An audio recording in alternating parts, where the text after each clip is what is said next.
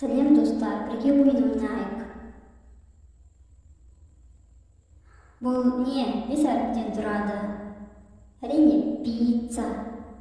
Осы үш сурет қандай туысқан атауы? Бауырлар, өте дұрыс. Дайынсың ба? Ендеше кеттік.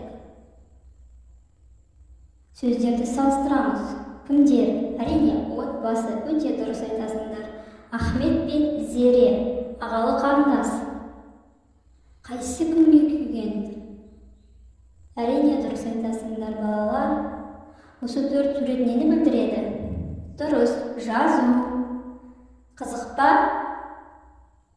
Әрі қарай кеттік. Бұл сусынды тап. Дұрыс айтасыңдар. Лимон қосылған шырын. Балалар не жемекші? Дұрыс, балмұздақ. Олар кімдер? Ұлт өкілдері. Өте дұрыс балалар. Төрт сурет қандай сөзді құрайды? Ойын ұнады ма? Ендеше жазылып кетеміз. Жарайсыңдар.